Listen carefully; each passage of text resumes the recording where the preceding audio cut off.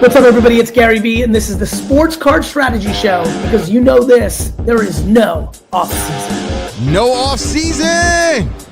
When you get into this game, the reason why you pay someone like Paul Hickey to get your sports card strategy together is because when you're starting out, you need perspective, you need wisdom, you need insights. And so he's been around the track enough times where he can actually coach you up and guide you. Doesn't mean he's going to take you to the promised land tomorrow, but you now have a coach by your side that can advise and kind of even create these pathways where you can get the education yourself.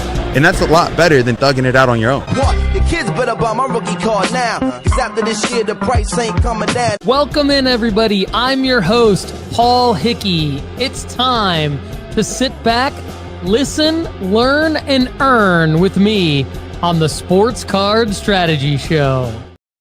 What's going on, everybody? I am joined by the one and only Lefty McKee on today's show. And listen, we are here to help you make money flipping sports cards. Welcome in, nooffseason.com family. I admittedly have gotten away from personal banter at the beginning of the show over the last couple of years, but today we got something way better than banter. This is not just banter. This is Lefty McKee, big life update from a personal standpoint. Lefty, you have the floor to share whatever you want to share, but a big congratulations are in order for the McKee family. Yeah, so this is my first podcast as a father. So very excited. Mary came into the world last week. She's doing awesome. Katie's doing awesome. Family's healthy and happy. Couldn't be more excited. But I think the cool thing that Mary gets to do is, Paul, the only loss that she has seen from one of our teams is the Browns' loss last night to the Ravens. And I told her, I said, this one is pretty cool. Shador got in the game, and it is the Ravens. They'll probably be a very high seed in the playoffs, Mary. You're going to have to take this one on the chin. But she's seen an Everton win, a USA national team win, a dynamite, very emotional Texas Aggies win. She's seen all sorts of wins from my basketball team, the Oklahoma City Thunder. And just from a sports perspective, Mary is living it up, my friend. So it's been quite the week here at the McKee household. I've gotten a lot of chance to do some snuggles with a baby that I just never thought I'd have. So that's really fun. We are all very happy for you. I'm personally ecstatic for you and Katie, and welcome to the world, Mary. Does Mary have a sports card yet? Have you purchased her a sports card yet? I have purchased her a sports card. You have? Yeah, I actually decided when I purchased my LeBron James Chrome 9, I said that is what I'm going to flip into her college fund. So she actually has one of the most expensive cards I own. Let's go, Mary. I am jealous because that is an amazing card. I haven't gone up that high to get that. But was that from your Messi proceeds? Was that the play? So the Messi proceeds that I found myself stumbling into, I stumbled into putting a bit of it into a Mary fund, and so I want sports cards to benefit her too. And so the 2003 Topps Chrome 9 LeBron James is hers. That's amazing. We've always said flip to fund your life, and we say that could be your PC, that could be we've talked about remodeling our bathrooms, putting more money down into our mortgage payments, whatever it is. And now we've got college fund added to the list for Mary. So that's awesome. Yeah. Love that. Okay. Well, welcome in George Scher, Slab Talks, Richard Villarreal, Terry Anderson, all in the live chat. Happy to be back live with my guy, Lefty. And on today's show, we're going to discuss the best place to find deals on sports cards. It is nooffseason.com. Of course, we're going to go over our new My Athletes feature. I think next to our sports card rankings, it's the best feature in the hobby. There's no other feature in the entire hobby for any software application that you can purchase or use like our sports card rankings. And now our new My Athletes feature at nooffseason.com. Lefty and I are going to explain why. We're going to talk about that. I've got some big raw to grade wins at PSA, not only from myself, but from our members at nooffseason.com that have been grading with us. We'll talk about how we've improved our gem rates. Updated results, Lefty, on my 5 athlete strategy in 2025. We've given some updates throughout the year on how I'm doing, but as we get close to the end of 2025, a lot of these plays have materialized now because I've sold a lot of Victor Wembanyama cards. I've gotten a lot of cards back from grading that I purchased at the National that were part of the 5 athletes. And so I got an update for that for you on that, which I know you're excited about. We'll talk about why we've gotten rid of our already graded rankings at nooffseason.com. Why Lefty is pissed at PSA. I can't wait for that one. And success stories from the members only Discord. One guy in particular, John Kyle Urick, had a nice find. And so we'll talk about his success story from the members only Discord at nooffseason.com. Lefty, I've got some blisters on my hand, not from golfing, not from lifting weights, as maybe you could have guessed, but from cracking slabs. I cracked so many slabs yesterday for our members at nooffseason.com. There it is. My pliers. As you know, if you are a premium member at nooffseason.com, we will grade your cards for you. As part of the card grading service, we will crack slabs. So if you say, hey, I want to use your PSA 9 to BGS 9.5 rankings to crack this Michael Jordan card or Caitlin Clark card or whatever card you're looking for. I cracked a ton of, typically it's PSA to BGS or BGS to PSA.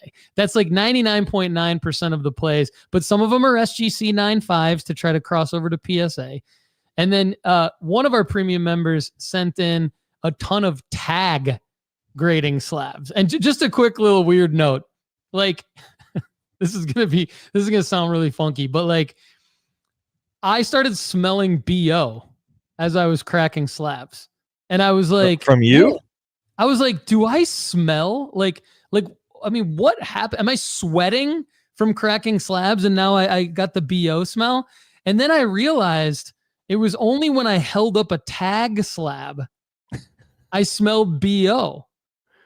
And so like, I'm smelling my armpit. Like when a tag slab is nowhere around me, I don't smell BO. I smell myself. Well, I don't smell that bad. Bring up a tag slab, instant cumin BO smell. So I'm like, guys, I've never graded with tag, but one of our premium members sent in like 15 tag slabs for me to crack and cross over to one of the 2 grading companies, BGS or PSA. They smell like BO.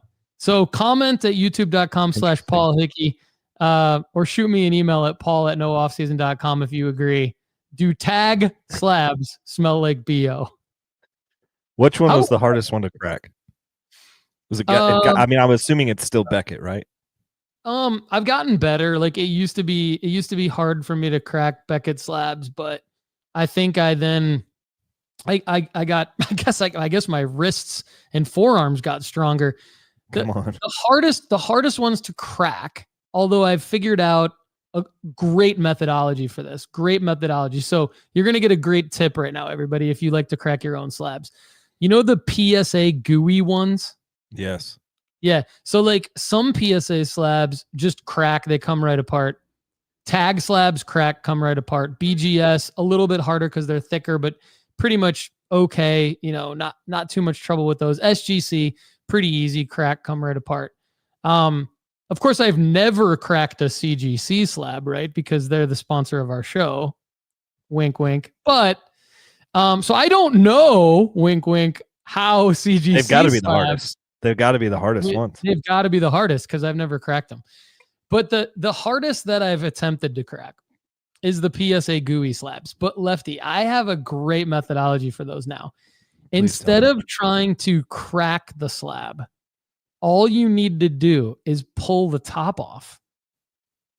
The top, if you go around it and you just lift off the top all the way around the slab, and to where basically you can, one option is you can pry it apart with your fingers if you really want to, but that's going to risk like bending the card, right? So yeah. I recommend prying the prying the top off, like sort of cracking it off and loosening it all the way around, and then doing the screwdriver thing at the top. And then when you do the screwdriver thing at the top, it basically lifts itself open pretty nicely to where you can either pull the card out, or even better yet, sometimes the entire top just cracks off. So then, because I came up with that methodology for the GUI slab, I decided to just do that with every slab. So now what I do literally with every slab that I'm cracking is I crack the entire thing around the side, regardless of grading company. And then I just pop the top off. And so it's really like, it's become, it saves the card. Like, it just reduces any risk that you're going to damage the card. So that's what I did. But I've got these huge blisters on my hand from it yesterday. I'm like, do I need to wear gloves? Blisters on me fingers. Do you know what movie that's from? School of Rock. Oh, good movie. Good movie. A little Jack Black action. I like it. All right. So in the interest of keeping our strategies and plays exclusive to a small group of premium members, if you've listened to the podcast over the last few weeks, you know this. We're capping our total premium membership number to only 500 paid members at any given time. And so we're only 19 members. We only have 19 spots left. Let me repeat. Less than 20 spots left. Only 19. Got to get in now. So if you are a premium member, you better keep that ish on auto renew. And just go and check in your My Account dashboard just to make sure if your subscription says active, you're fine. But if it says pending cancellation, buddy, you better get it back on auto renew. That's on you, not on me. That's on all of you. Now, if you have been listening for a long time to the Sports Card Strategy Show and you're like, man, I really wonder what's under the hood at nooffseason.com. The wait is over, my friends. Don't let anyone else grab your spot. nooffseason.com helps you make real profits flipping sports cards with insider data, proven strategies, and exclusive access to undervalued cards before the rest of the market catches on. And that's actually a great segue, Lefty, into our new My Athletes feature. Have you, I texted you and Turner about this. Have you had a chance to check it out yet? Yeah, I briefly looked at it the day that you sent it to me from the hospital, actually. So that's how important it was to me. I said, you know what? Between nurses coming in to check the well-being of my wife, I'm going to figure out what this My Athletes tab looks like. Hey, thanks, man. I didn't want to leave you out just because I knew it was your first week with Mary. I figured, hey, I might as well send this to you just in case. So I appreciate you checking it out. So I think it works well on mobile. I tested it out on mobile myself, and we made a couple tweaks just to make sure the styling looked good. Seems to work really well on all devices. Here it is on desktop for those of you watching on Spotify or YouTube. If you're listening on Apple Podcasts, just go to nooffseason.com and check it out yourself. Basically, what's going to happen is you log into nooffseason.com, and immediately you're going to see the ability to add an athlete. So you'll see an empty card here with the plus and the add button, the word add, and then it's going to take you to all athletes. And so what I've done is I have loaded in the athletes that I believe at any given time you can make money on. So you could say there are our list of top athletes at nooffseason.com. Now, where did the list of top athletes come from? It came from data. It came from the sports card rankings. It came from other places that we study data in terms of where are their plays with already graded cards and things like that. The right card for the right player at the right time, like we've always talked about. And so if you want to add an athlete to your athletes, let's say I want to add my guy Barry Sanders here. Just click add. And then you can add multiple athletes at one time if you want. Let's say I want to add Giannis. Add Giannis here. Why not? What the heck? I'm going to add Joe Burrow too. There we go. Okay, added a few athletes. Return to My Athletes. Bang. Now you're going to be on the My Athletes page. It's also on your home page. And now you're going to see the athletes that you're following. Now, right now, you might be like, hey, Paul, this kind of thing exists elsewhere. You can follow athletes on other software applications. Why is this so great? Here's why. When you click on the athletes that you're following, or you click the recommended auctions button under the athletes that you're following, it is going to take you to the top recommended auctions for each athlete fed in from eBay with essentially less than a day remaining. So right here's Caitlin Clark. I am buying her right now. We'll talk a little bit more about that on today's show and who else I'm buying. And right here, you see, here are the top curated eBay auctions for Caitlin Clark that we believe you can make money on right now in one way or another. Some of them are going to be raw to grade. Now, it's going to be on you still to figure out if that card is gradable. And you can use the other tools at nooffseason.com, the centering tool, the videos that we have on how to find a gradable card, all those different things, tools for premium members. Or if it's a graded card, it's going to be one that we believe will rise in value leading into next WNBA season based on winning it in an auction right now. So, you're not going to bat 1,000 if you buy these cards, but you are going to profit if you use the My Athletes feature. So really it's like, I was thinking, how can we make things more efficient? How can we make the process more efficient? And this is what this tool really does. And it's kind of fun. But Lefty, what do you think? Yeah, I'm a big fan of this. I think this in the long term will really, really help people focus. I mean, essentially you're taking a bit of your My 5 athletes for the year and kind of curating for the buyers here. Like these are athletes that you could do a lot of winning on. I mean, in previous years, we've had so many athletes being an option on our listings. And I think I like how there's only how many, do you know how many there are in the My Athletes? I would assume like 25 or 30 maybe. Yeah, there's definitely like under 50, maybe right around 50 maximum. Yeah. So I have 1, 2, 3, 4, 5, 6, 7, 8, 9, 10, 11, 12 on mine. I have 12 on my screen that I have been like, yeah, I would be interested on curating auctions for those people.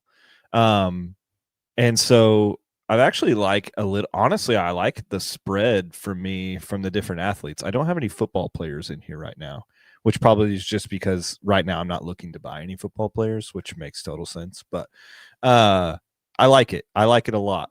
And the fact that I can look down here and see my Tiger Woods 2001 right next to a silver Victor Wembanyama, that's what I'm talking about. Yeah, like I think you made a great point there. It is a version of My 5 Athletes, but for everyone at nooffseason.com, for you to select your own athletes and stick with them and manage them. Like, and right here on the show, I'm just going to tell you who my athletes are right now. I'm removing Barry and Giannis just because that was demo purposes. I don't think Burrow's a bad one, but I'm going to remove him. And then, so my athletes right now are, just going to refresh my page here. Caitlin Clark, Jaden Daniels. I got Kobe Bryant here because I want to look at some Kobe stuff. Lamine Yamal because I might want to make the rankings-based optic hollow raw to grade play. LeBron, who I've talked about, Luka, Michael Jordan, Patrick Mahomes, Paul Skeens, Shohei Ohtani, and Tom Brady. So that's 6, 9, 10, 11. So you're at 12, I'm at 11. We're kind of both in the same wheelhouse in terms of the number that we want to be at right now. So like I said, I've expanded from my 5. I've stopped buying Arch Manning, and yeah, this is it right here. I said, okay, and I said this on the premium podcast last week. I built this tool for myself, just like I built the rankings for myself. And then as soon as I realized, wow, this works really well, let's launch a version of that for everybody at nooffseason.com. So that's exactly what it is. And the kind of the last point I want to make sure I make here, Lefty, it's kind of an update and people are going to ask me about this. I've decided to remove the already graded rankings at nooffseason.com. And the reason why is because the raw to grade rankings are based on just clear-cut, absolute, accurate data undisputable data. Like, just if you do these plays, this is what's going to happen. And I really, really like that. The already graded rankings is not so much at all like that, right? The already graded rankings is more, here's a card where the data says this is the average in the last 30 days, and then this is the average in a wider time frame that makes sense for that athlete. But a lot of times what happens there is there's no possible way that athlete is going to be in a situation to where their card value is going to go back to where it was in the higher part of the average. So like there's a lot of Tua cards in there. There's a lot of CJ Stroud cards in there. There's a lot of other cards for similar players that, yeah, just because the data says one thing does not mean that their card value is ever going to go up again to where you can actually make money on them. And so just from a turnkey data driven standpoint, it didn't make any sense to keep the already graded rankings up there. Because you can make a lot of money on cards that are already graded, I believe that the new My Athletes feature combined with the top sports card auctions feature that kind of preceded the My Athletes feature, that's your way of just being like, hey, if I see a card in here that's like Panini sealed or already graded, that's a card that's likely to go up in value in the future, more so than the cards that were in the already graded rankings. So I just removed them. And then the PSA 9 to BGS 9.5 rankings, they still make sense to use. So I've left them up at nooffseason.com. So now you know, okay, I'm either going to buy a card and grade it based on the rankings and I'm going to make money, or I'm going to buy a card, crack it out, and submit it to a different grading company based on the rankings. And really, I just don't want to mislead people. And not that the already graded rankings were misleading, but so much needed to happen for those cards to increase in value.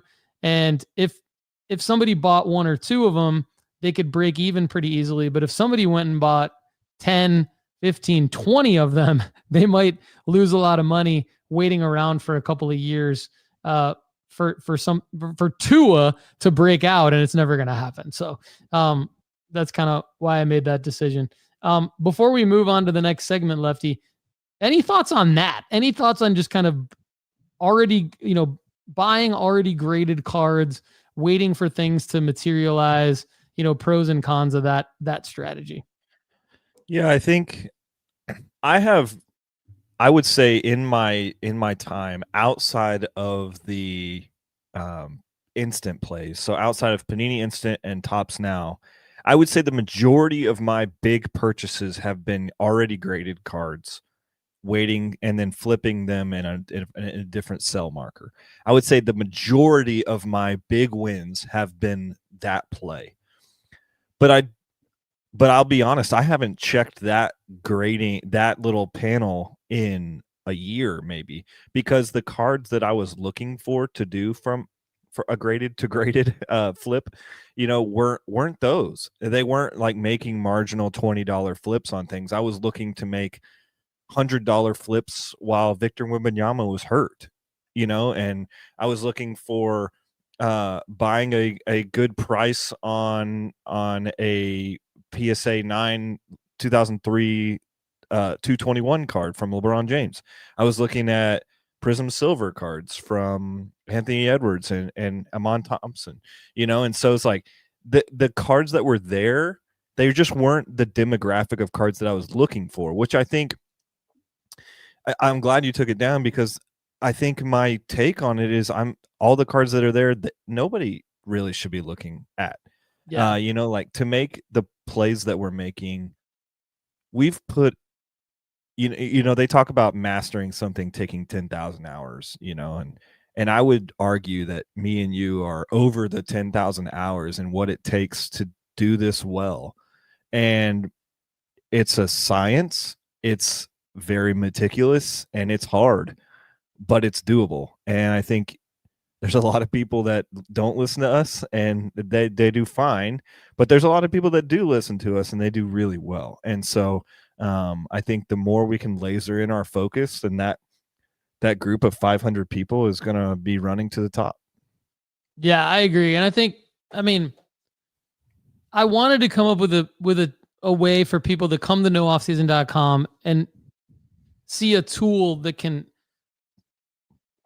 help them do what we do in an automated fashion. And at the end of the day, it's like just evaluating it. It's like the new My Athletes feature does that way better than the already graded rankings. And then leaving the raw to grade rankings up and the PSA 9 to BGS 9.5 rankings up, like those are tools that I'm still using to win and our premium members are using to win. So, those are always going to be staples. Even though grading has taken longer, even though grading has increased in cost, those are still like tried and true plays that people are making. And that's actually a good segue into our next segment. So we as a community at nooffseason.com, not just me, but we as a community at nooffseason.com have had a lot of really big raw to grade wins recently from PSA, in spite of PSA like basically taking forever to get through this backlog. But some examples. So, we'll start with my examples from the National and talk about what my decisions were when I got these grades back, because recently we've talked about the fact that now you get offers, right? When you get your grade reveal at PSA, you get offers, which is super fun. And so most of the time the offers are pretty good, but, and some of the times they're tempting, but you got to really do your research. So I want to talk about that a little bit. The cards that I submitted from the National, there were 4 Michael Jordan SGC 9.5s that I bought from a vendor who's a listener of the Sports Card Strategy Show. 1994 Flair 326 Michael Jordan SGC 9.5s. Lefty and Turner were there with me while I took probably 30 minutes to pick out the best 4 out of like. Is that when what's his name walked by? Patrick Ewing. Yeah, we were. That's Patrick Ewing. Yeah, Patrick Ewing. And I looked at him and go, "What's up, Patrick?" Yep, that was when big Patrick Ewing walked by when I was going through like 87 Michael Jordan cards. I called him. And so, they got one got an 8. Big Pat. What's up, Big Pat? 1 got an 8 and 3 got 9s. So none of them gemmed, but actually the offers that I got on all 4 of them from PSA were actually really good. So I still did end up profiting thanks to the buy low point of it. Now I didn't profit a ton, but I did profit a little bit. We're going to go through my entire P&L in this episode. So don't worry, everybody. And then I accepted an offer on one other card that I bought. Well, not just one other card, but one other Michael Jordan card that I bought at the National. I accepted a good offer. It was a 1998 Upper Deck Intensity bronze. So serial numbered out of, I got to pull up the cert verification here just to look at the card. So, it's like a really hard serial number to even see in the photo. It's like a high number. So it was like a short print, basically. I want to say it's like out of 1999 or something like that, or maybe 1998, because that's the year. Sometimes they did that. So that was a good one. It got an 8, but I think it was an SGC 9 or something like that. It got a PSA 8, but it did better than what I paid for it. 2018 Topps Advent Calendar Shohei Ohtani was a CGC 10. And I cracked it out and got a PSA 10. And I didn't hear you. What? I think we're just going to go past that. Yeah, I'm not going to repeat that. Sorry, friends. Sorry, friends at CGC Cards. The perfect place to slab your favorite sports cards. Okay. Got a PSA 10, accepted an offer, made money on that. Bought some cards raw at the National, 2 Caitlin Clarks. Panini Select WNBA 151.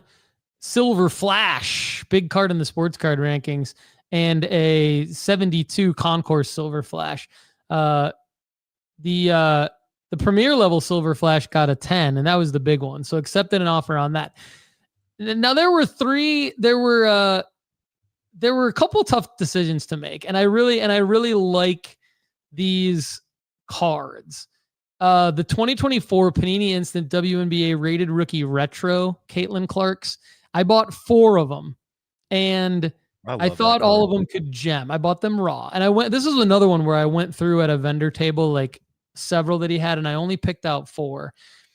One got an 8. I'm sorry, I picked out 3. 1 got an 8 and 2 got 10. So I did pretty well. 66.6 repeating gem rate there, Lefty.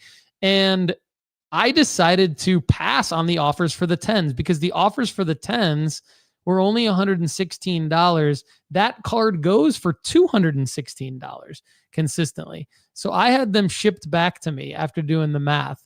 And then there was a couple other cards that kind of fit that same mold, but I did accept. Lefty, do you remember I bought 2 Michael Jordan Entenmann's cards? And I think you were like, "What's I was like, "Do you know Entenmann's?" I do and you're remember like, these. Yeah. Do you remember? Like, do you remember? I feel like you didn't They're the know white what ones, right? Entenmann's were. I They're still like don't know what an Entenmann is. Entenmann's are like the pastries in grocery stores, and their thing is like Yeah, we're and at what, the the end of the aisle. 1940s? I mean, they still are. I literally went to Publix yesterday and bought Entenmann's for my wife. No, that's crazy. Yeah, but they've been around forever. So Anyway, I do remember the 1987 cards, yeah. Entenmann's Bulls Michael Jordan ball near feet blank back got a PSA 6. I accepted an offer of $310 on that, and I think I only paid $150 for it. So that was a good one. And then, but the other one, I remember you being pretty worried when we bought those. I was a little nervous just because I saw some PSA comps. So I knew PSA was going to grade them, but I didn't know how they would grade and I didn't know what they would sell for. And like, to be honest, one of them, after I bought it, I saw a crease and I was like, crap. Yeah, I think that's what, because I was like, I didn't see this crease before I bought it. But luckily I think I only paid I paid like $300 total for the pair. And so one of them got an offer accepted. I accepted it for $308. And so I have the other one, and that was a PSA 6. The one that had a crease got a PSA 3. So that's that's actually listed on eBay now through my PSA vault. So I decided kind of a mix. I didn't accept all offers. I accepted like a few offers, had some shipped back to me, and then listed a couple on eBay right away. One of them was a Shohei Ohtani PSA 9. I decided to list on eBay through PSA just because, Shohei's up so much right now. Yeah. So, but as he should Advent calendar one I sold, accepted the offer on. So that's awesome. Yeah, just wanted to talk about that. My grades actually have gone up as well. I've been able to do some really good stuff. Turner and I put our heads together and basically started using the centering tool. Like, he was like coming to a point where he's like, dude, I really like some of these cards. I don't have the money for them, but they are centered well. And I was like, cool, you just curate some of those. I'll buy them. And then we can kind of split profit together. So we've been kind of doing some stuff like that where we are finding good centered cards and then kind of going 70-30 on a lot of stuff. And we've been able to do some good wins. We had a JJ McCarthy downtown 10 that popped earlier this year. We talked about, we've had some okay Aaron Judge plays. I still don't think we've absolutely, I know you've made a video on this, but I don't think that we've absolutely nailed how the centering of that Aaron Judge card works. Because like every time I put it in, I'm like, okay, I think that is it. And it comes back in like PSA 9. And I'm like, dadgummit, you know? And so, well, I will say this. I did make the requirements for the 10s in our centering tool at nooffseason.com. I did make them harder because I felt like I was getting too many 10s through the tool. And then when I would look at the photo, I'd be like, I don't know if that's actually a 10. And so I tinkered with the requirements in our tool at nooffseason.com. I tinkered. And now if you get a 10 through that fucker, it's well centered. It's effing well centered at that point. So you might throw some actual PSA 10s through our centering tool and get 9s just because I made it hard. And I figured it's better to do that than the other way around, right? Like it's better to not mislead a premium member. So we're talking about the centering tool at nooffseason.com, the best centering tool around. And it's hard. You want it to be hard. You want it to feel like, okay, well, maybe this isn't. Now, does that mean that you shouldn't grade the card? Probably not. But it means that you better be sure that it looks like it could gem to you, even though the centering tool might say it's a 9. So, it's a work in progress, but I'd rather have it be harder than easier. But yeah, I'm glad you and Turner are using it. Our members are doing a great job with it. Like, here's some recent examples, because sometimes we have some people that are like, well, surely all the cards from this year are already picked over, and like there's no way. And like, look, There's that thousands. I get why that's a popular opinion, but that's an opinion. It's not based on any kind of data at all. And so we base things on data, and that's why our sports card rankings say, yes, 2017 Aaron Judge, yes, 1996 Kobe Bryant, yes, 2001 Tiger Woods. Here's some examples. Kobe Bryant, 1996 tops. We had one gem. One of our premium members had one gem that they sent into us. Toby, who's one of our premium members who's graded with us more than any other premium member, recently had 2 cards that are super hard to get gems on. He had a Cade Cunningham 2021 Prism Silver gem. Wow. Which is a big one. Yeah, that's sick. He's also had several other cards gem. 2023 Optic Hollow Victor Wembanyama. And then let's see. The 2023 Topps Chrome Victor Wembanyama Refractor, which is a big card actually. That's like almost a $500 card right now in a PSA 10. So he's doing really well. I mean, I've said this on the show before. We've had a lot of people get gem mints on the Aaron Judge 2017 that you brought up. And then lastly, and I'll kick it back over to you for your you and Turner's grading success before you talk about your PSA rant. In terms of our BGS or PSA 9 to BGS 9.5 rankings, one of our premium members, Trevor, sent in a Deion Sanders PSA 9, and it got a BGS 9.5. And I cracked that out for him and sent it to BGS. And actually, it sells for more in a SGC 10. So talking with Trevor right now about, hey, do you want me to crack that out and send it to SGC for you? But it got a 9 centering and then 9.5 corners, edges, and surface at BGS. So that went from a probably a $50 card to a $150 card with that crossover, which is pretty nice. That's epic, man. I think I would love to hear success stories about our tools helping our listeners. I mean, that's what it's all about, right? That's what we really are trying to get behind, is not only helping us do better, but helping them do better with tools that are open source for the 500 people that are in the package here. You got to get in. It's filling up fast right now. You might not get in unless you go do it right now. Go do it right now. NoOffseason.com.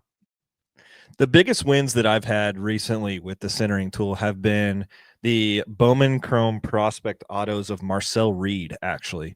So I went crazy this summer, and I was like, you know what? Screw the system. Screw all this. I'm dedicated on my guy. You know, like I've got all right. Flag plant. And I was like, Marcel Reed's gonna be my guy. I've seen him play. He's awesome. Kirk Herbstreit loves him. Blah blah blah.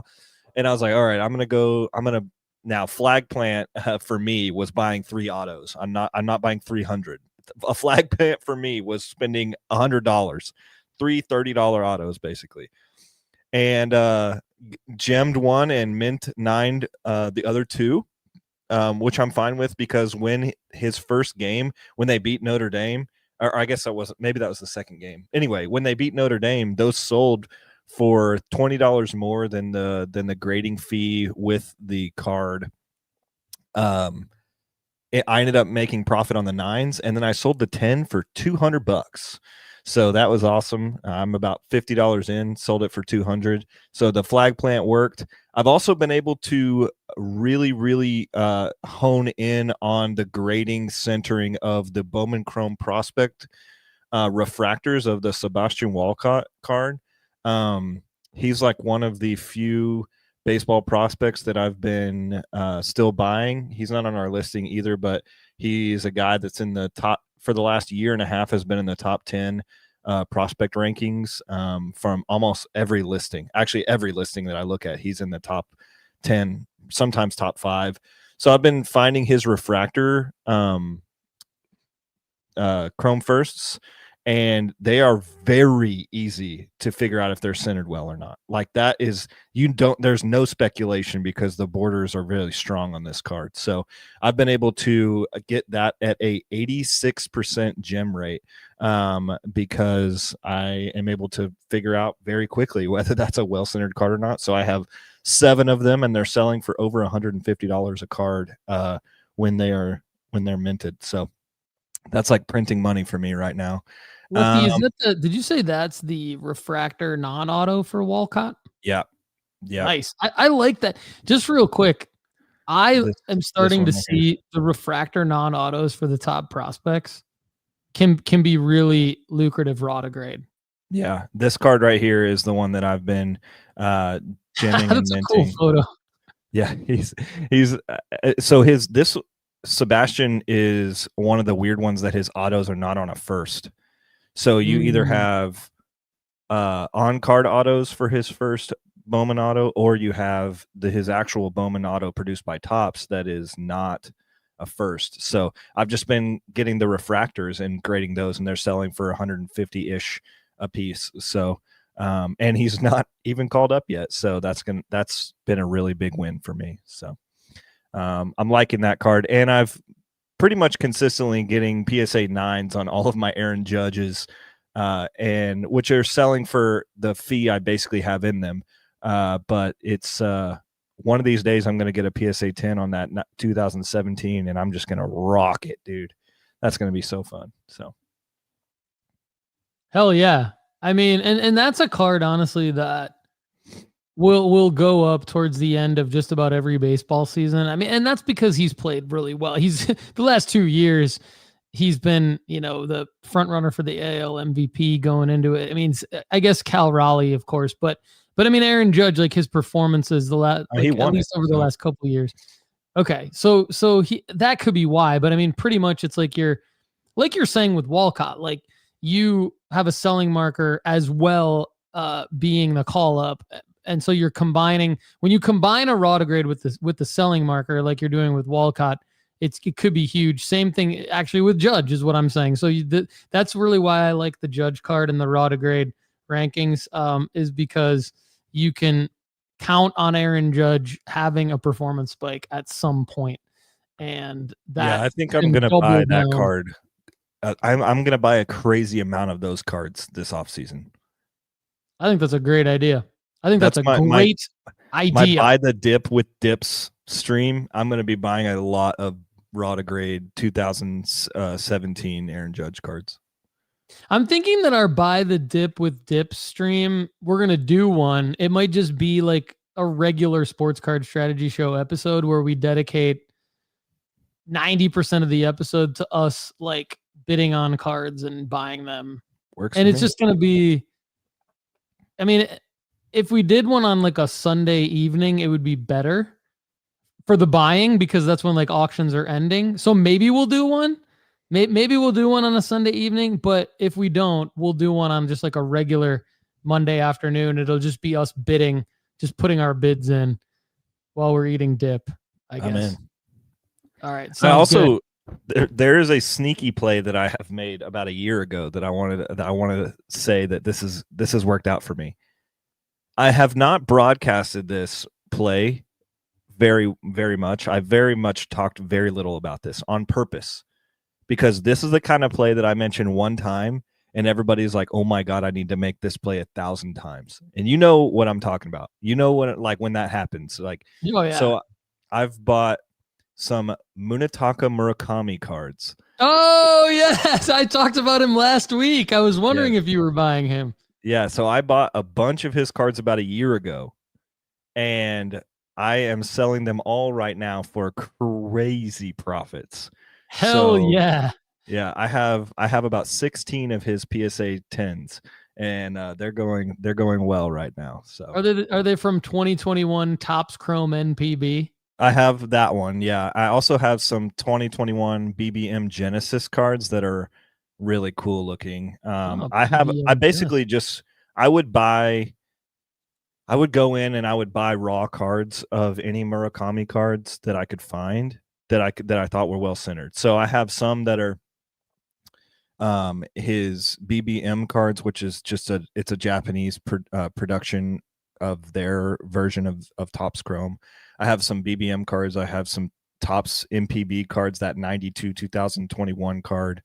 I have some of his Topps Now cards that I bought for like $20 that are selling for about 40, so I have a bunch of different stuff and it's all kind of up right now. So, what's funny is, I bought 8 of his 2023 Topps Now cards, from the World Baseball Classic for $50. So I felt really good about the price, and I was going to turn them around to PSA.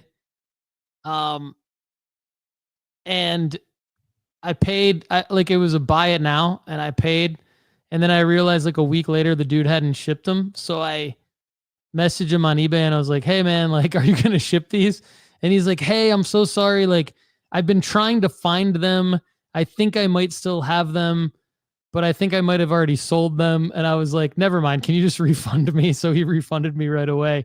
But I was like getting excited to just buy the Topps Now cards, 8 of them, and try to get them graded and sell them whenever I get them back. So yeah, I don't know. I think there's some plays there. Although, so like, here's the deal, everybody. So Lefty, at the beginning of what he said, I didn't say this on the show because sometimes there's a play, and it's not that Lefty and I ever really keep anything from you guys. Like I would say like 9.9 times out of 10, like we tell you everything that we're doing, right. And everything we tell you is with full transparency. But Lefty and I have told each other, because we've done this, like I think we're in our 5th year doing this. So like we've told each other, like, there's some times where it's probably best to not say it on the show, just because then what happens is everybody goes and buys just a ridiculous amount of something. And so like if he would have said that on the show, then there could have been a situation where, somebody could have potentially lost a lot of money. Now, in this case, Lefty's making a lot of money, so you can all be mad at him for not telling you in this, I think for me, it's like when I have a particularly risky play, I'm nervous about broadcasting it, because I don't want. I'm okay handling the risk, but I don't know if I'm okay replicating the risk, if that makes sense. And that's where Murakami sat with me. But I mean, just look at this card, bro.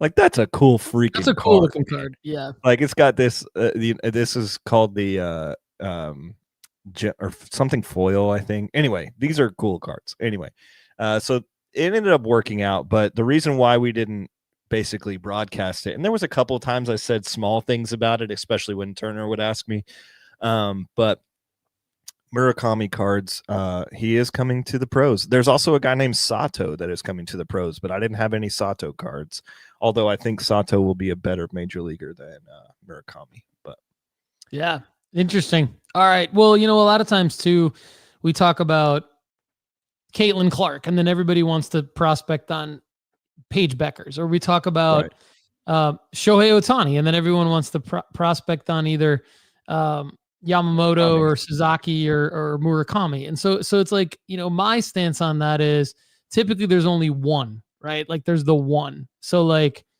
could there be another one? Maybe. But like, if you're going to spend money on Luka, spend money on Luka. Don't spend money on like Buzelis and whoever else like might be the next Luka. Like, I don't know. It's just, it's hard to actually make money the wider you go, I guess. So I try to stay narrow, go narrow and deep instead of wide and shallow. But speaking of that, Anthony Edwards, I've bought 3 more Anthony Edwards Prism Silver PSA 10s from 2020, all at around the $855, $860 mark. I bought 2 Jaden Daniels downtowns, Lefty. One is an optic downtown that I checked out with the PSA grading option, $755 for the optic. And one is a Donruss, $650 for the Donruss. I also bought a Jaden Daniels Topps Midnight Summer Solstice Rookie Patch Auto, PSA 9 out of 50. How many words were in that? It's a lot of words. I've also won a couple Shohei Ohtani auctions, and one is a raw to grade play 2018 Topps Heritage that the formula loves, the sports card rankings. One is this has to be a photo variation. 2018 Topps Heritage number 17. I won it for $555, and it has to be a photo variation. It went through auction. It was sportscardauctions.com as the seller. Went through the authenticity guarantee, and a couple others that I'm really excited about. One is a PSA 9 2024 Caitlin Clark blue prism 145 with spinning the ball out of 199. Won it for $458. And then here's the one I'm really excited about. Not a PSA 9 like yours, but I got my first ever 2003 LeBron James Topps Chrome 111. Got it in a PSA 7 for $707. And so I'm excited to add that to the portfolio that will be increasing in value over time. I love that. If you like the content on this show and want more, go premium at nooffseason.com now to get unlimited advice answered on our second podcast of the week for premium members called the Premium Pod. Got to get in quick because there's only 19 spots left. Are you ready to start grading your cards? CGC Cards is the perfect place to slab your favorite sports cards. From their crystal clear holders to their affordable pricing, CGC Cards is the perfect stop for your grading needs. Go to cgccards.com to start grading today. And remember, Lefty, nooffseason.com is the only place on the planet with sports card rankings, updated in real time, sorted by the return on investment percentage that you're likely to make in the future. Yes, we're the only sports card podcast that talks like this. Go to nooffseason.com right now. Lefty, anything you want to say before I jump into my inventory? Because I know you're excited to see, like, how am I actually doing in 2025? My P&L, my profit and loss sheet. No, I was, sorry to interrupt you there. I was saying that I'm still bidding on the 2003 221 LeBron's cards because they're coming down a little bit. So they're coming down to an area where I bought, earlier this summer. So I'm willing to buy back in at this point, especially when Bronny James is starting for the Lakers and LeBron is starting for their G League team. That's just a hilarious little anecdote. But yeah, I'm still buying LeBron James cards as well. Yeah, the white suit is the one you're referring to, and I put in some bids on a PSA 10 of that card recently. Just because it's like, hey, if I'm gonna go high for a Topps Chrome, why not go high for a PSA 10 of the Topps paper? I mean, they're all doing well, but yeah, like I already have a few PSA 9s of that one, the 221 and an SGC 9. So I think it's time to buy the dip. It's time to buy the holiday dip, people. Like, holiday dip party coming soon. Date TBD. Lefty and I are going to work it out, but that'll be one I'll be targeting as well. All right, so I want to get into real quick how I've been doing. And then we're going to let Lefty rant about PSA. All right, so that should be fun. Because he texted me, he's pissed. He's pissed at PSA. So like he's calm right now. He's been calm this whole episode, mainly because of Mary. But like he's gonna get mad in a second. So get excited for that. Usually I'm the one that's getting mad. Okay, so here's how I'm doing. For those of you that don't know, I said about a year ago that I was only gonna buy 5 athletes. And I was going to give myself like an expiration date on that of around the end of 2025 at some point. So right around like late September, early October, I did start expanding in terms of buying who I was buying. So I talked about that earlier in the show, kind of looking at those 11 players. But from around this time last year, all the way through the end of September this year, I really only bought 5 players plus 2. I said in the episode where I revealed my 5 that I would also be buying some print-on-demand cards of Cooper Flagg and Shedeur Sanders. So really there's 7 names here. I'm just going to like lead with the punchline here. So I'm currently holding still $16,000 worth of cards. All right. So I'm holding them. Those are cards that I'm, 90% of those I'm waiting to get back from PSA. So if you're wondering like the numbers that I'm about to reveal, let me just start there. Like there's $16,000 worth of cards that I still own. Okay. Now, in terms of total net profit year to date, $9,004 total net profit that I've cashed out. I have that back. And so when you combine, 16,000 that I'm holding, if I were to cash those out at, just the amount that I paid for them, which I think is going to be worst case scenario, I'd be looking at $25,000 of net profit. But I think I'm going to do better than that, right? So $9,000 of total net profit. Now, from a player by player breakdown, all right? This is funny. Arch Manning, I'm total net profit $57. That's with the holds? No, so the holding, I'm still holding. I am still holding like $1,500 worth of Arch Manning cards. So I'm holding 1,500. So I still could do much better than $57 on Arch Manning. But I'm holding them because Arch Madness didn't take shape against Georgia. He got beat. So I'm still holding him. Caitlin Clark, I've profited $1,123 total net profit on Caitlin Clark. That's good. And then, again, everybody, this is total net profit. This is this is everything after fees, the price of the cards, all that. Cooper Flag, and these are 100% on-demand plays. And I'm still holding, by the way. I'm still waiting. It's supposed to be your PSA rant in a minute, so I don't want to steal your thunder. But I'm still waiting on like 90 of my own Cooper Flag cards back to get back from PSA. Which ones are they?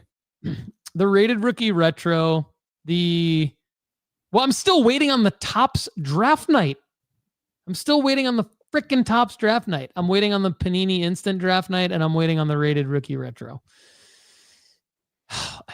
Anyway, I have total net profit $3,367 on Cooper Flag.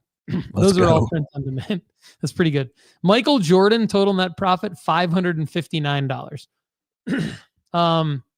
Which honestly, I would say that's a huge win considering where your year started with him.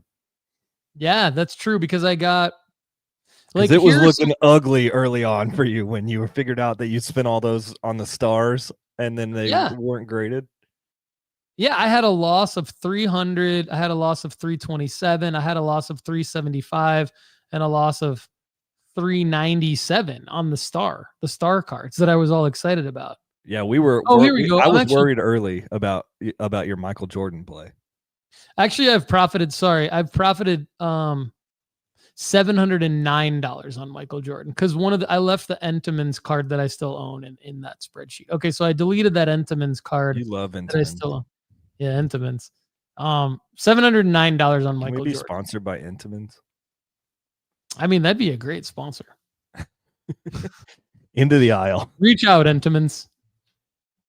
End of the aisle, baby. Shohei Ohtani.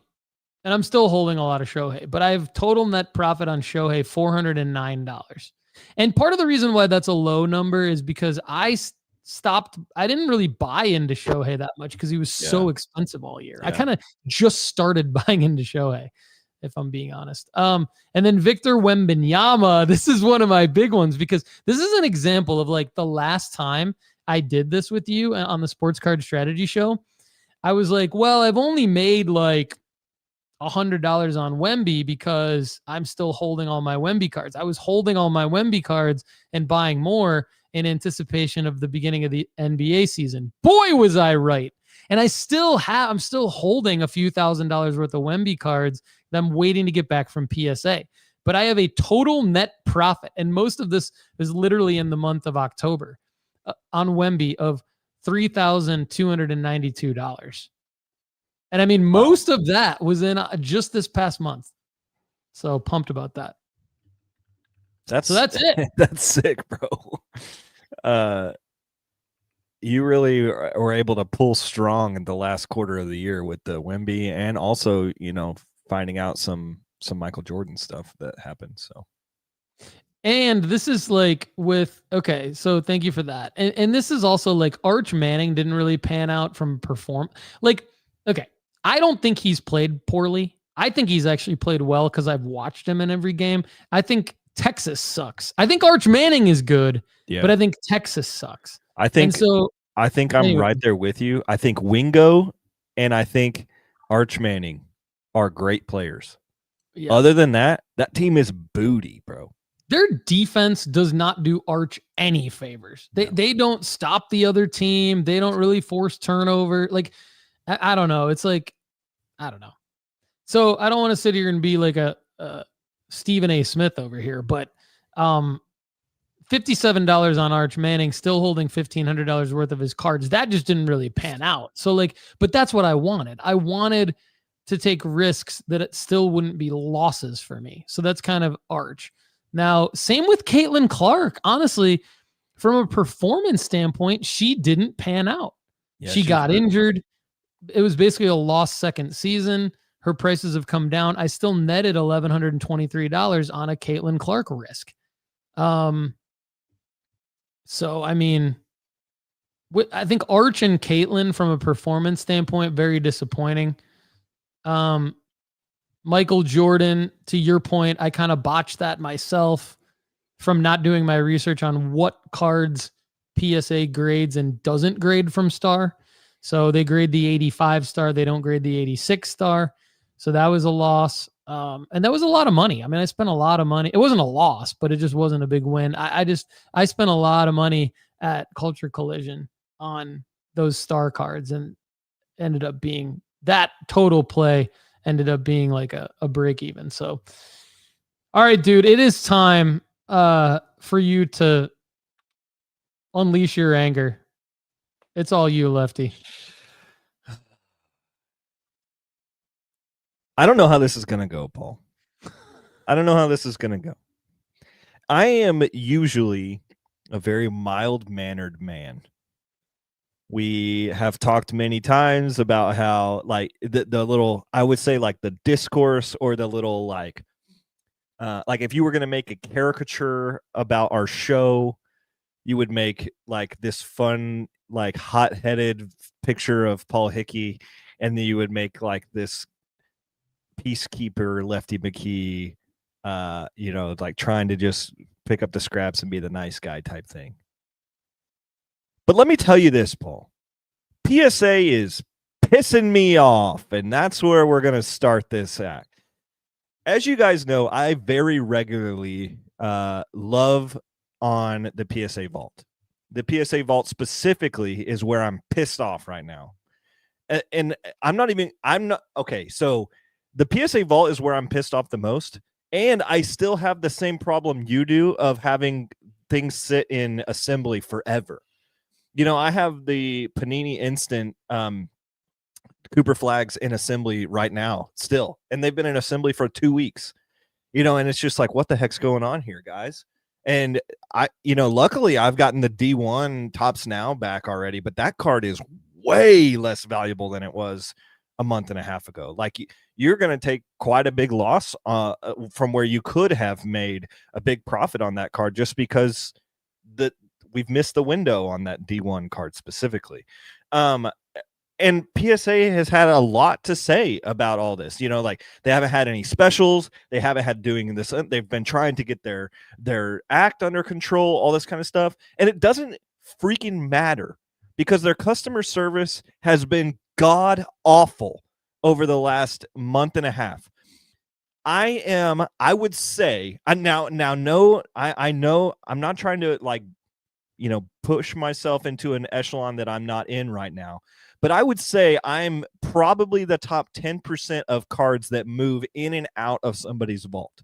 I would say I'm very regularly buying and selling through the vault. Therefore, I am probably one of the customers that has, I would say, top 10% of transactions. Now, I'm not saying I'm top 1%. I know there's probably guys that are selling thousands of cards through the vault a week. I know that's not me, but I'm selling hundreds of cards through the vault all the time. So I would think As a businessman, Paul, as a business owner, if I was having somebody that was moving hundreds of cards through my system at one time or consistently, I would probably have a representative marked to them to say, when you have a problem, talk to this person, because we want to curate your business and we want to keep you in the fold of the PSA vault. Not only do I not have a customer service representative, I don't have a customer service anything. I have emailed them. I'm looking at the dates right now. I have emailed them on September 5th. I have emailed them on November 2nd. I have emailed them on November 5th. I have emailed them on November 7th. I have emailed them on November 14th. Not one of those emails has been responded to. I get an auto response after I do this saying, thanks for reaching out. We've received your message and a member of our team will follow up as soon as possible. When the heck is that? When is it as soon as possible? Because I think it's sooner than 2 months. It's way sooner than 2 months. I'll tell you that. That's ridiculous. This is ridiculous, Paul. And I have 3 separate issues that I have been trying to get an explanation on. One issue is I bought a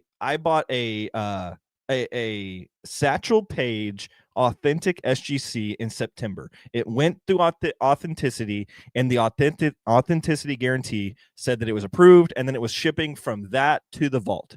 It has said it's arrived at the vault, and it's never been in my. I can't see it. I don't know where it is. So I'm saying, please help me find this card. That they can't do that. The second one is I'm saying, okay, I submitted 25 D1 Topps Cooper Flag cards. I said I immediately want to sell them at the vault. I said whatever the grades are, we want to immediately send them into eBay auctions. They did that.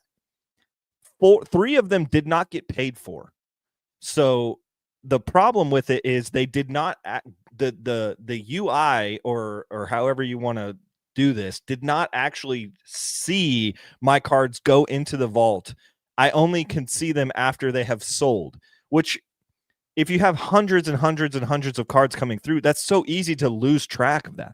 If you can't see them and they're just populating after they're sold, I want to see them in my vault as they're pending sale. Yeah. Because there's some of them that are not being paid for, and then I get an email saying these are going back to the vault, and they're not in my vault. When I search them by cert number, it says in vault, but they're not in my vault, and I can't sell them again. So they're in this like shadow part of my vault somewhere, which I'm sure from a coding background and everything, you kind of understand where the hiccup in some of this is. But like, that's a problem. It's a problem that I have 3 cards in my shadow vault that I can't see in my actual vault, nor can I sell them again. I can't relist them. That's a problem. That's the biggest problem. It's a problem. It's all a very big problem, but the biggest problem is that they're preventing you from listing them again. They're preventing you from taking action on them. There shouldn't be a shadow vault. You shouldn't even have to have that phrase in your vernacular. There should be no shadow vault. This is bullshit, Lefty. Thank you. And the problem is I had to go through personally. I had to go find my order, like in the order vault. I had to go through and check every cert number on which one I have sold and which one I haven't sold. Found that I had 3 that did not, in fact, get paid for. I literally had to write the cert numbers on my whiteboard here. And then I had to be like, okay, I'm emailing them again for where are these 3 cards? Where Unbelievable. Are they? There's so many problems with this. This PSA is losing our trust, like losing trust in the vault right now, like losing trust in the system to be able to maneuver in and out of the vault. It's ridiculous. I mean, here's my overall. You shouldn't have to call them. You should not have to call them, but you may need to call them until you speak to a human. Well, it's kind of like eBay. It's like they hide their number, but then if you Google it enough, you can find a number. Like there's got to be a phone number. Well, then I will call them. I'm done. Here's their customer service number. I got it right here. Okay, 1-800. Hold on. Got to write it down underneath my cert numbers here. Put it on your whiteboard. Everybody, got a problem with PSA, call this number. All right, 1-800. 325-1121. Bang. Call PSA. And that's not for Ryan Hoge. Going into the fact that I have shipped 2 cards to my vault and then it says vacant and comes back to me. Yeah, I mean, that whole thing is ridiculous. Like, now, from a coding standpoint, are there bugs? Yes. Should PSA have fixed those bugs immediately? Yes. Like, this should have been resolved a long ass time ago. That's ridiculous. And it makes me scared, and it should make all of our listeners scared to go, like, now everyone needs to go check and see. That's my general complaint. What other things have they messed up that I have in a shadow vault that I haven't seen? You know, what if I have like some of those Caitlin Clark? I mean, we had 1,000 Cooper flag cards run through my vault this year. How many of those am I not catching? Oh, the more transactions I have through the vault, the more I need to see seamlessly where my cards are at. Just pissing me off. I just checked mine. I mean, thank God. It says mine are on they're on eBay for auction right now, which is what I wanted. I also have had some problems with I'm telling my cards to be listed from the app, and then I go into my desktop and it says that I haven't submitted them for auction. That's a really big problem too. That's a problem. I'm glad you brought that up too, because that has been a problem. There is poor integration. There's lacking integration from the mobile app to the desktop with PSA.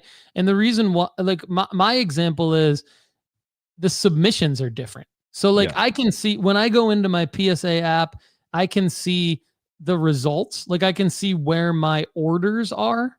There's a difference between orders and submissions, right? For those of you who don't know, the submission is what you do first, and then it becomes an order. So the orders are correct, but if I click submissions, it's blank in the app when but I clearly have several submissions in the desktop waiting to become orders.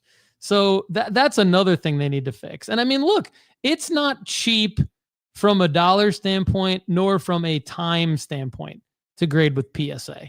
And I think they need to do a better job servicing the hobby, period.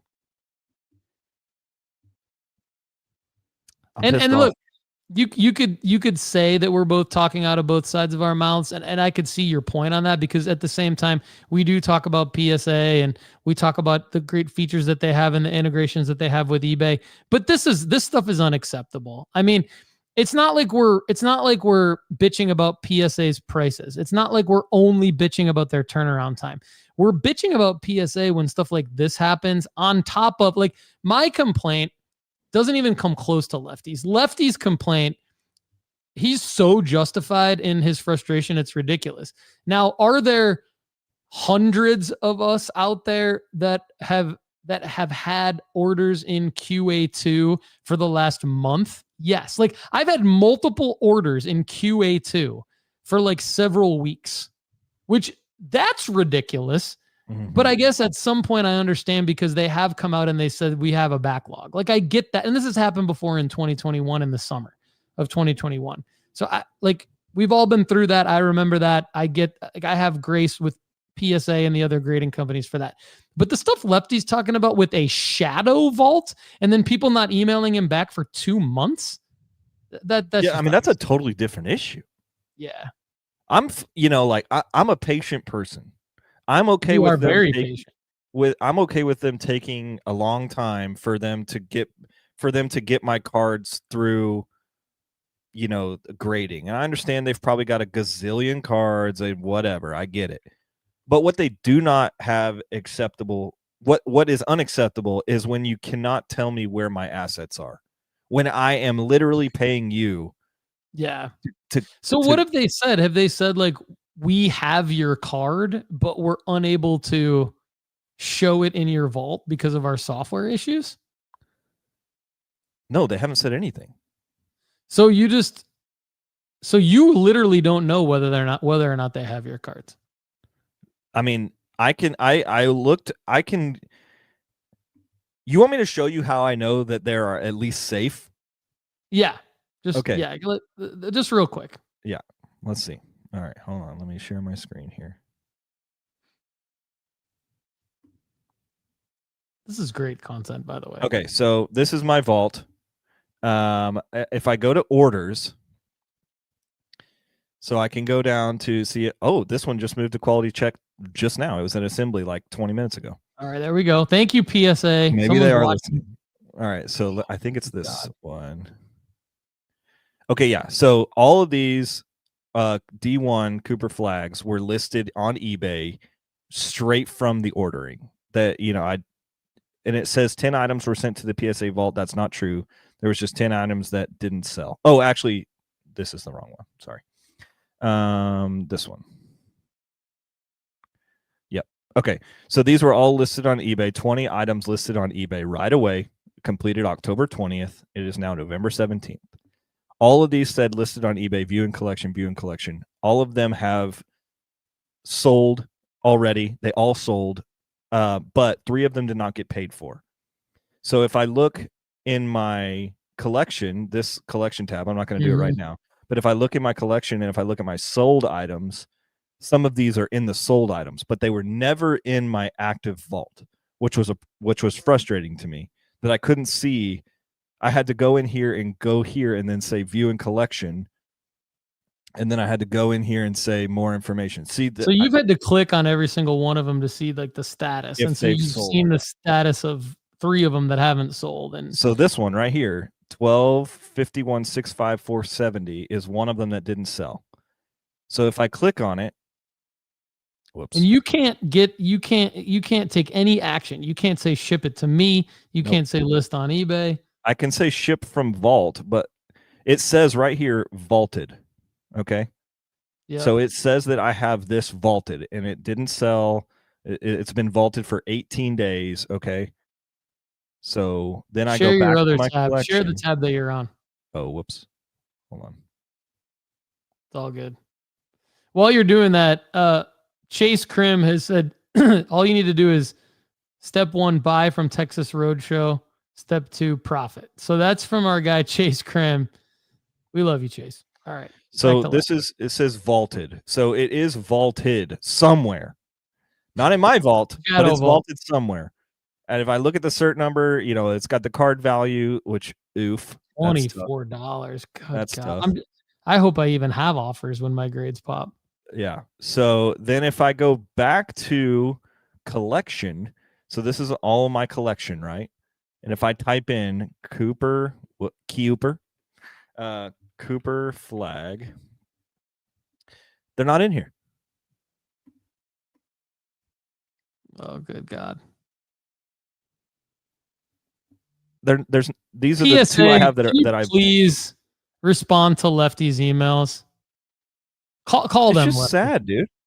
Call them. I'm going to call them later today. All right. We're going to end the show on a happier note. We've got a success story that I want to highlight from our Discord, our premium members only Discord at nooffseason.com. John Kyle Urick bought 2 big collections. So this is not something we talk about very often. I think this is super cool.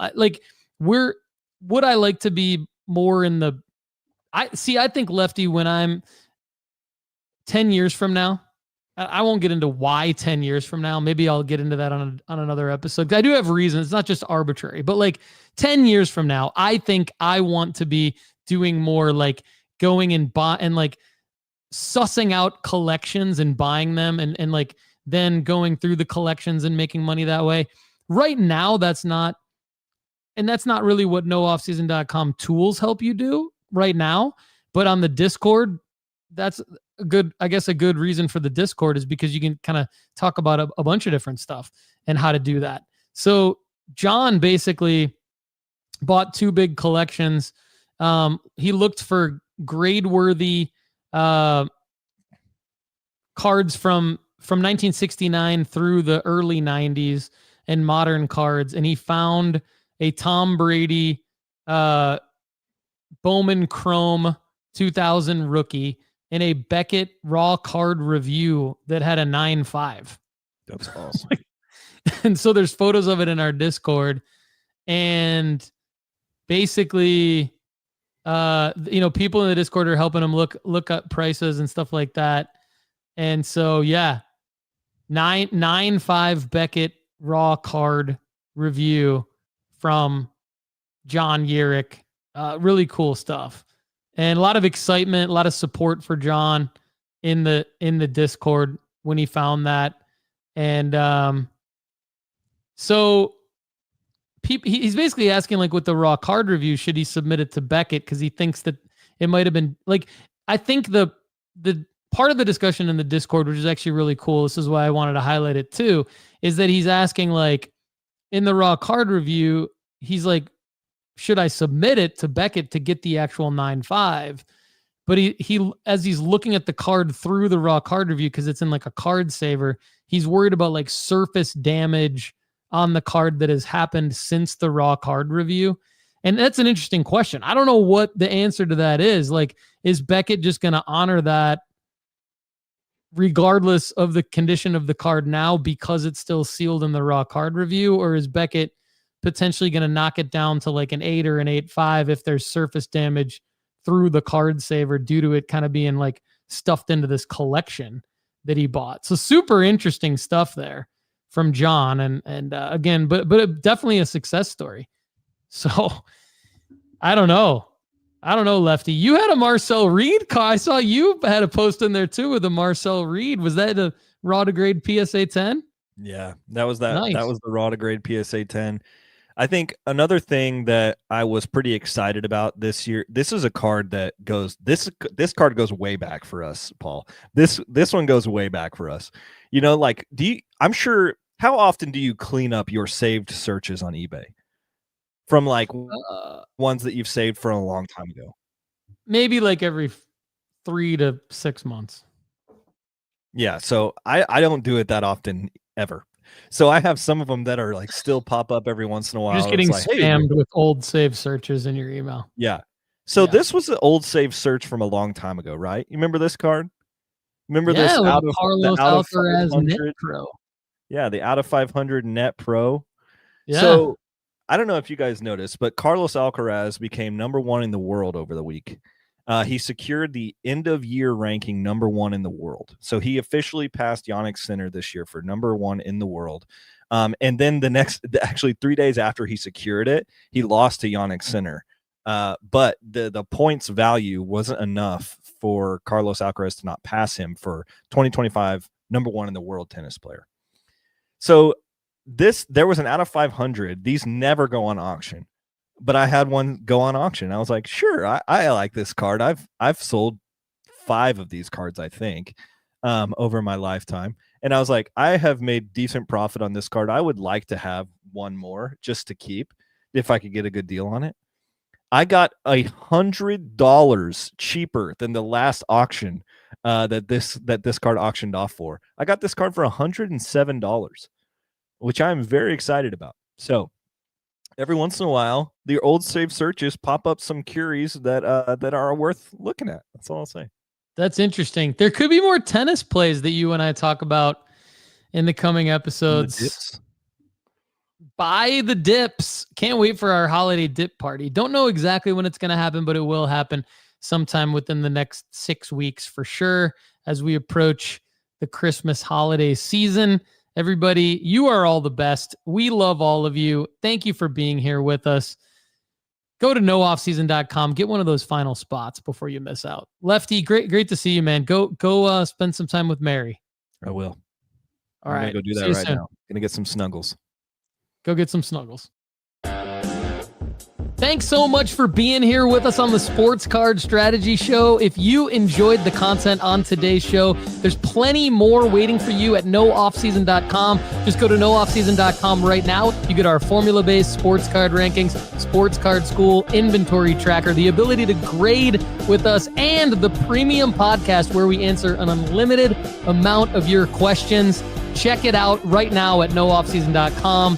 For everyone at nooffseason.com, I'm Paul Hickey. Thanks again for being here with us on the Sports Card Strategy Show. We'll see you again soon. Have a great day.